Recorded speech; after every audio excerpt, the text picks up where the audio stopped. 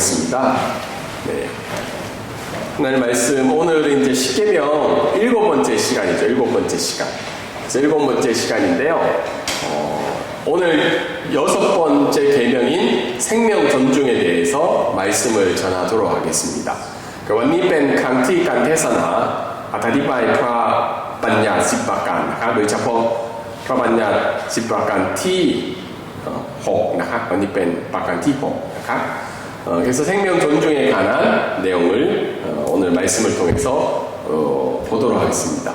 지금 이 세상에서 이제 논란이 되는 제도 중에 하나가 사형제도입니다. 사형제도. 각 국가별로 제도를 찬성하는 나라가 있고 또 찬성하지 않는 나라가 있는 것 같습니다. 한국은 사형제도가 있는 나라예요. 그런데 사형제도가 있지만 아직 사형 집행을 2000년대 이후에는 하지 않고 그냥 제도만 있는 나라인데요. ไม่ทราบว่านะครับคือกฎหมายของไทยนะครับก็ยอมรับเรื่องโทษประหารชีวิตไหมมีไหมครับยังมีอยู่แล้วก็ปฏิบัติด้วยหรือแค่มีเฉยๆนะครับปฏิบัติด้วยนะครับแต่ว่าชาวคนไทยก็ส่วนใหญ่ก็เห็นด้วยเกี่ยวกับเรื่องโทษประหารชีวิตหรือไม่เห็นด้วยแม้ว่ามีกฎหมายแล้วเห็นด้วยโอเคโน้โอเคโอเคครับ10 ปี1 คนอยู่กับความร้ายแรงของการโอเคครับผมได้นะครับ 그래서 이제 한국도 이제 사형 집행에 대해서 이제 조사를 했어요. 이제 최근에 2년 전인가 1년 전인가 저 기록이 아마 2023년이 싶은데 74%가 찬성을 한 거예요. 그러니까 자오가울리나가 헨두와이ประมาณ 74%นะคะก็ไม่เห็นด้วยก็ประมาณแค่ 20%นะคะ그래서 그만큼 사형 집행에 대해서 한국 사람들은 이제 찬성을 하고 있죠. 근데 이제 사형 집행을 그러면 어느 나라가 가장 많이 했냐?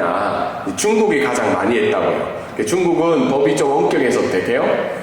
어기면 바로 사형에 처하죠. 1년에 수천 명씩 죽고, 그리고 이제 아랍에 있는 국가들이 많이 이제 사형 제도를 통해서 사형 집행을 당했다고 합니다. 미국은 이제 뭐 그렇게 많지 않고, 한국은 2000년도부터는 거의 이제 사형을 집행을 하고 있지 않죠. 왜 이렇게 사형에 대해서 생각이 다르냐면 바로 생명 존중에 대한 생각들 때문입니다. 그 생명 존중이라는 단어가 태국말로는 가로 해기야 지윗 공부은 그 감사합니다. เข้าใจได้ไหมครับเพราะว่าบางทีโทษประหารชีวิตไม่เห็นด้วยว่าเขามีชีวิตอยู่แต่ว่าอีกด้านหนึ่งคือเห็นด้วยเพราะว่าเราต้องคุ้มครองหรือปกป้องชีวิตคนอื่นด้วยใช่ไหมครับแล้วก็มีความคิดหรือความขัดแย้งกันด้วยกันกับความคิดสองอย่างนะครับ그래서 사형제 찬성에는 어때요? 왜 찬성을 하냐면 국민을 보호를 해야 되잖아요. 그 살인마나 악한 사람들이 범죄를 저지른 것 때문에 문제가 생기니까 우리 국민을 보호해야 된다고 사형제를 찬성하고 있고 사형제를 반대하는 사람은 어떨까요? 재판이 잘못될 수도 있고 오판이 있을 수 있고 그리고 사형수도 어떻게 해요? 인권을 보호해야 된다는 생각이 있습니다. 그래서 이 두 가지 생각이 생명 존중이라는 포커스에 있는데 이 포커스가 생각에 따라서 다르게 해석이 되고 있죠. 근데 오늘 읽은 이 하나님의 말씀 6계명은 살인하지 말라는 것은 그냥 살인을 금지하는 것뿐만 아니라 어때요? 이 생명 존중에 대해서 중점적으로 포커스가 맞추고 있다는 겁니다. พระบัญญัติ10ประการที่6นะครับไม่ใช่แค่เฉพาะนะครับห้ามฆ่าคนเท่านั้นนะครับแต่ยังเน้นเรื่องการเคารพให้เกียรติชีวิตผู้อื่นด้วยนะครับไม่ใช่เฉพาะห้ามฆ่าคนเท่านั้นครับเราต้องสนับสนุนให้เกียรติชีวิตผู้อื่นด้วยนะครับ 6계명은 그냥 살인하지 말라는 게 거기만 그치는 것이 아니라 우리가 가지고 있는 이 세상 사람들 가지고 있는 생명 존중에 대해서 우리가 어떻게 존중을 해야 되는가에 대해서 말씀의 포커스를 가지고 있습니다. 우리 첫 번째 말씀 한번 읽어볼까요? 자, 시작. 생명 존중은 하나님께서 생명의 주권자이심을 인정해야 합니다. 네, 우리 อ่านภาษาไทยด้วยนะครับ1 2 3การเคารพให้เนี่ยอ่านไม่ออกใช่ไหมครับเล็กๆนะครับไม่เป็นไรนะไม่เป็นไรนะครับ그래서 13장에 보면 먼저 살인하지 말라는 게 있죠. 살인하지 말라. 그 말은 뭐죠? 네, 죽이다, 살인하다, 네, 때려 죽이다. 그러니까 다르게 얘기해서 다른 사람의 생명을 죽이는 행위에 대해서 살인하지 말라고 이야기하죠. 사실 여기에는 뭐 전쟁에 관한 내용은 있지 않고 고의적이든 비고의적이든 어떻게 해요? 다른 사람의 생명을 임의적으로 죽이지 말라고 이야기를 하고 있죠. 그런데 이 생명 상실에 대해서 참 조심을 해야 돼요. 왜냐하면 그냥 어떻게 해요? 전쟁이나 여러 가지 명분을 가지고 다른 사람을 죽이는 거에 대해서 오늘 성경은 이야기를 하고 있지 않죠. 더 나아가서 성경은 무엇이라고 이야기하고 있냐면 예수님은 마태복음 5장 38절부터 42절까지 어떻게 이야기하고 계시냐면 너희에게 해를 당한 원수에게도 어떻게 해요? 축복하고 먹을 걸 주라고 하고 마실 걸 주라고 이야기합니다. 그래서 어떻게 보면 살인하지 말라는 것에 포커스를 맞추는 것뿐만 아니라 어떻게 해요? 너희의 원수까지도 그 생명을 주신 주권자를 인정하면서 그들을 어떻게 해요? 지원하라는 거죠. 그들의 생명을 존중하고 그들의 생명을 유지할 수 있도록 더 나아가라고 성경은 이야기를 하고 있습니다.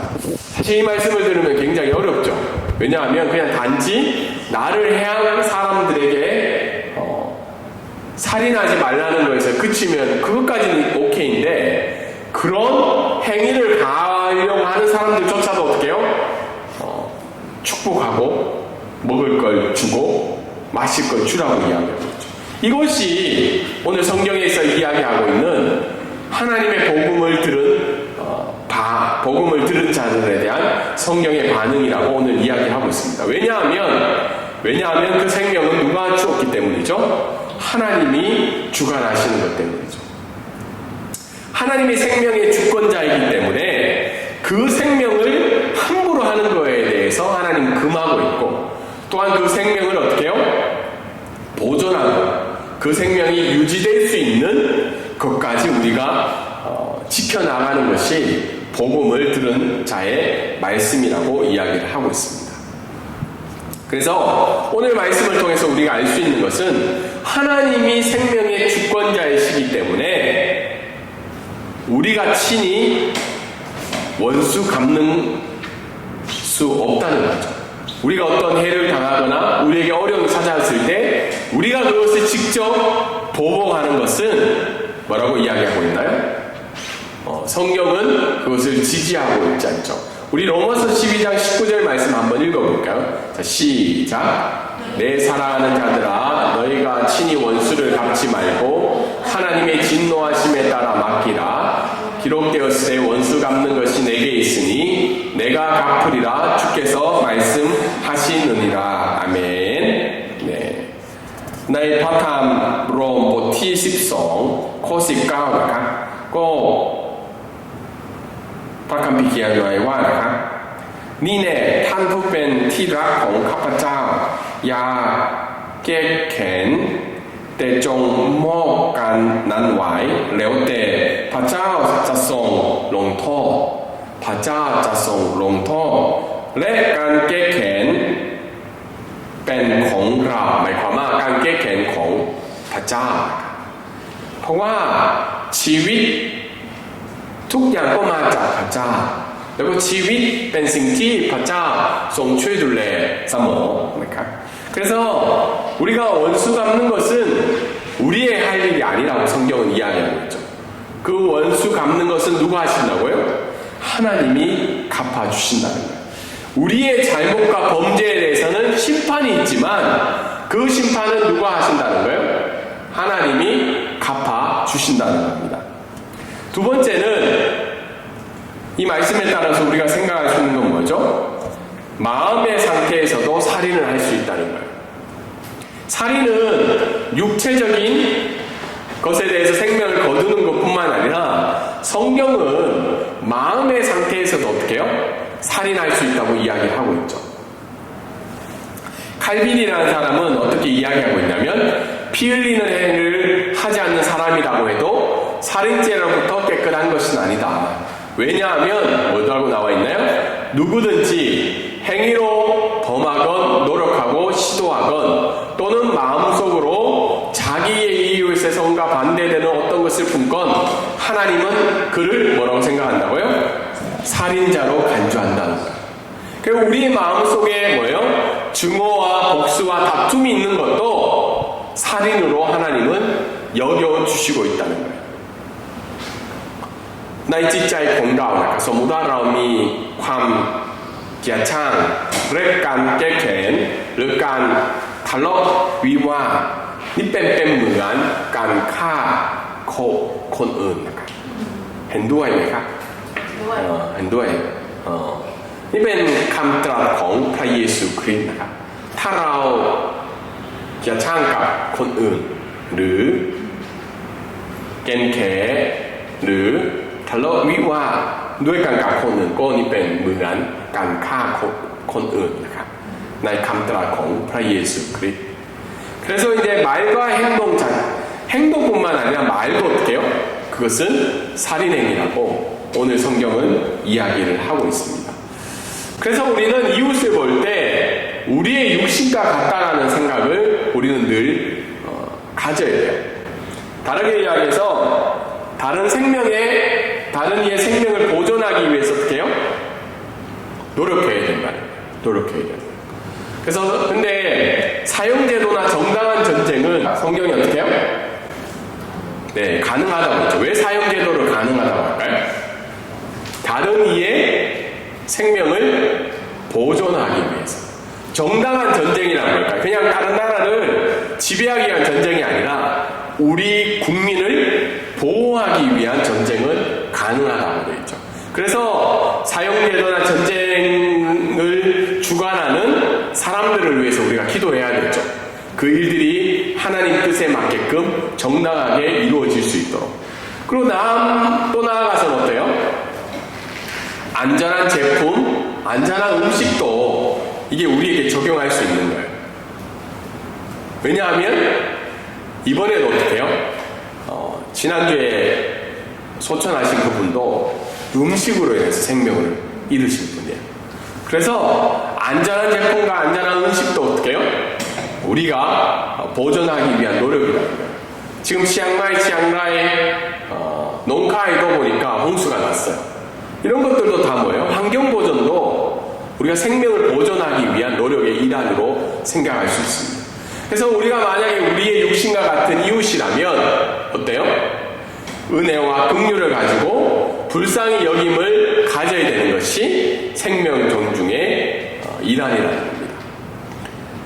เมื่อเราคิดถึงเกี่ยวกับเรื่องการเคารพให้เกียรติชีวิตของผู้อื่นก็ไม่ใช่แค่เฉพาะห้ามฆ่าคนอื่นเท่านั้นนะครับเราต้องดูแลทุกสิ่งทุกอย่างเกี่ยวกับเรื่องนี้ด้วยนะครับเรื่องสินค้าปลอดภัยนะครับนี่เป็นเกี่ยวกับการเคารพให้เกียรติชีวิตผู้อื่นนะครับเรื่องอาหารปลอดภัยนะครับก็เหมือนกันนะครับเพราะว่าสัปดาห์ที่ผ่านมานะครับคือมีคนเกาหลีคนหนึ่งเสียชีวิตเพราะเรื่องอาหารผิดนะอาหารผิดแล้วก็เชื้อโรคเผยแพร่ในร่างกายของเขาแล้วก็สุดท้ายเขาอยู่กับพระเจ้าแล้วก็เกี่ยวกับเรื่องสิ่งต่างๆความปลอดภัยในร่างกายของเราก็เป็นเกี่ยวกับเรื่องนี้ด้วยนะครับ두 번째 오늘 말씀을 통해서 알 수 있는 것은 뭐죠? 네. 생명 존중은 모든 인간의 하나님의 형상을 인정하는 것입니다. 생명 존중은 모든 인간의 하나님의 형상을 이제 인정하는 거라고 이야기하고 있죠. 하나님의 형상을 인정하는 거. 왜냐하면 하나님의 형상, 인간은 뭐로 지어진 존재물이라는 거예요? 하나님의 형상으로 만들어진 피조물이라는 겁니다.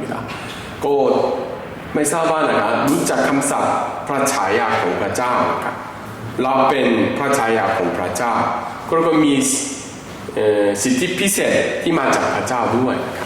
그래서 인간은 하나님의 형상으로 만들어진 피조물이라는 거고, 그래서 창세기 1장 27절에 뭐라고 나와 있나요? 한번 읽어볼까요? 하나님 말씀 시작. 하나님이 자기 형상 곧 하나님의 형상대로 사람을 창조하시되 남자와 여자를 창조하시고, 네. 하나님의 형상대로 인간을 만들었다고 그러고 있죠. 그리고 하나님의 형상인 나와 우리의 생명을, 네, 다른 사람이, 네, 해칠 권리가 어때요? 없다는 거죠. 왜냐하면 하나님이 형상대로 우리를 만들었기 때문에 우리의 생명을 해칠 권리가 없다는 겁니다. 네. 네. 그래서 하나님의 형상인 나와 우리의 생명을 해칠 권리가 없다는 거죠. 이 말씀이 이제 중요한 말씀인 것 같아요. 우리가 다른 사람을 죽이거나 다른 사람의 생명을 보존하지 않는 건 결국은 뭐예요? 하나님이 만드신 것에 대한 생명을 유지하지 않는 거랑 같다는 거죠. 그래서 하나님의 형상이 나와 우리에게 우리가 뭘 해야 된다는 거예요? 온유하고 화평하고, 네, 자비하고, 네, 친절을 베풀어야 된다고 오늘 성경은 이야기를 하고 있죠. 그래서 우리가 어떻게 보면 하나님의 형상에 대한 우리의 마음을 늘 가지고 있어야 된다는 겁니다.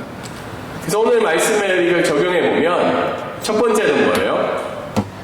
자살은 자기 자신을 살인하는 거예요. 카뚜어다이 그간 카뚜에.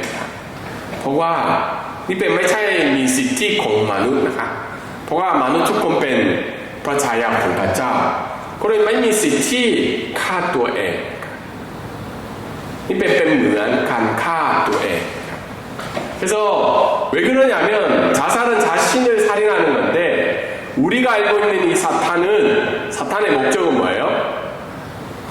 하나님의 형상을 따라 지음받은 인간을 멸하는 게 사탄의 목적인데, 그래서 우리를 자살하게끔 또 자살의 권리가 정당하게끔 우리에게 이야기를 하고 있죠. 그러나 우리가 자살에 대한 부분을 경험했더라도 그것은 뭐예요? 죄이지만 하나님 앞에 용서를 받을 수 있는 죄라는 겁니다. 그래서 우리가 만약에 하나님 앞에 하나님의 자녀라는 확신이 있다면 어때요? 네. 자살했지만 하나님 품에 안길 수가 있다는 거죠. 그러나 자살은 뭐예요? 자기 자신을 살인하는, 하나님 보시기에 굉장히 싫어하시는 행위 중에 하나인 거죠. 두 번째, 이 말씀을 통해서 우리가 알 수 있는 건 뭐예요? 낙태는 성경적이지 않다는 거죠. 왜냐하면 임신을 한 상태부터 그 태아는 하나님의 형상을 닮은 인간으로 인정을 받기 때문이죠. 네. ไม่ทราบว่าคือในศาสนาพุทธนะครับเกี่ยวกับเรื่องการทำแท้งนะฮะนี่เป็นทำไม่ได้หรือก็อยู่ที่คนที่ตัดสินใจนะครับแต่คนไทยก็คิดอย่างไรบ้างนะครับเกี่ยวกับเรื่องการทำแท้งนะครับโอเคไหมแล้วแต่แล้วว่าถ้าสถานการณ์ไม่ใช่ครับผมว่ามันไม่ได้เกิดจากโอเคคนมาแต่งงานกันโอเคครับผมแต่ในพระคัมภีร์ก็บอกว่าสถานการณ์ดีหรือไม่ดีนะครับก็การตั้งครรภ์ก็มาจากพระเจ้าแล้วก็ต้องให้เกียรติชีวิตของคนที่อยู่ในท้องของคุณแม่그래서 이제 누가복음 1장 44절에 보면 어때요? 마리아가 성령의 도우심으로 말미암아 임신을 하게 되죠. 그때 아무도 모르고 있었죠. 임신을 했는지. 그런데 어때요? 그의 사촌이 와서 어떻게 해요? 그 안나였나요? 그 아니요. 엘리사벳이었죠? 엘리사벳이 와서 이야기를 하죠. 내 복중에 아이가 기쁨으로 뛰놀았다고. 그 말은 하나님께서 이미 임신한 그 순간부터 그 태중에 있는 아이를 어떻게 해요? 하나님 형상으로 인정을 해 주신다는 거죠. 그래서 낙태에 대한 부분은 또 의견이 많아요. 뜻하지 않는 임신했을 때 아니면 장애아를 가졌을 때 우리가 어떻게 해야 됩니까? 근데 기본적인 사상은 어떤 아이든 간에 하나님의 형상으로 지음을 받았다는 걸 우리가 인정해야 된다는 겁니다. 그리고 우리가 이 주제에 대해서 우리가 생각해 보면 안락사라는 문제가 나오죠. 안락사. 안락사에 대해서 어떻게 생각하세요? 요즘 스위스나 이런 데 가면 돈을 주면 이렇게 안락사를 할 수 있죠. 근데 안락사는 생명을 의도적으로 죽이는 행위이기 때문에 어떻게 해요? 성경이 인정하고 있지 않다는 거죠. 왜냐하면 우리가 병들고 고통 가운데 있지만 어떻게 해요? 하나님의 형상을 지니고 있기 때문에 그 생명 자체는 어떻게 해요? 신선한 것이기 때문에 안락사는 그 하나님의 형상을 닮은 신성한 것에 대한 존중이 없기 때문에 성경은 그것을 지지하고 있지 않다는 겁니다. 그리고 오늘의 말씀을 또 계속해서 적용해 보면 생명 보호에 반하는 것들을 성경은 계속해서 금지하고 있습니다. 음주, 술 한 잔, 두 잔 정도는 뭐 괜찮지 않냐. 근데 이 술이 어떻게 해요? 건강을 해치는 거죠. 많은 질병들이 음주에서 시작이 되죠. 흡연은 어때요? 흡연도 동일하게 우리의 몸을 보호할 수 없는 것들이죠. 마약은 더더욱 우리가 금지하고 있는 거예요. 항생달 T 카도 간 궁크롱 지윈เรื่องการดื่มเหล้าสูบบุหรี่ยาเสพติดนี่เป็นเกี่ยวกับเรื่องการฆ่าสิ่งที่เป็นชีวิตที่มาจากพระเจ้า 그리고 박한비고ไม่ได้ สนับสนุนให้ 그래서 음주나 흡연이나 마약은 간접적으로 어떻게 해요? 자기를 계속 살인하는 것으로 생각해서 기독교에서는 금지를 하고 있다는 겁니다.